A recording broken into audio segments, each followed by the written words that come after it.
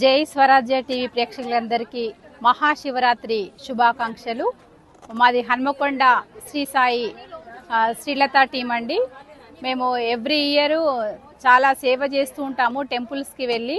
అందులో ముఖ్యంగా ఈరోజు ఇక్కడ శివరాత్రి పర్వదినాన్ని అంబరానంటే సంబరాలు జరుపుకున్నట్టుగా ఇక్కడ ఎంతో ఉత్సాహంగా, ఉల్లాసంగా, ఆనందంగా భక్తి పరవశించిపోతున్నది. ఇక్కడ చాలా భక్తులతో మెట్టిగుట్ట రామలింగేశ్వర స్వామి గుడి కలకలలాడుతూ ఉన్నది.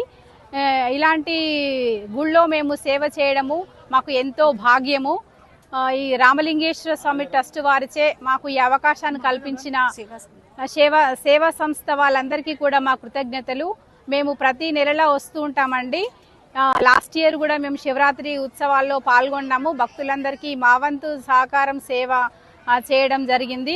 మేము అన్నం వడ్డించడం కానివ్వండి, లోపల గుళ్ళో అందరినీ లైన్లో పంపించడం కానివ్వండి, ఇక్కడ ఓం నమ శివాయ అనేది నిత్యం నిరంతరం 24 గంటలు కూడా ఓం నమ శివాయ అనే నామము జపిస్తూ ఉంటారు, రాస్తూ ఉంటారు, పరవశించిపోతూ ఉంటారు. భక్తులందరూ కూడా తన్మయంతో శివుడు ఆజ్ఞ లేనిదే చీమైనా కుట్టదు అన్నట్లుగా శివుడు అందరూ కూడా శివశక్తులు ఇంకా భక్తులు ఎంతో మంది వచ్చి ఉపవాసాలు చేస్తూ జాగరణ చేస్తూ ఇక్కడ ఎంతో ఆకర్షణీయంగా భక్తితో పరవశించిపోతూ ఉంటారు.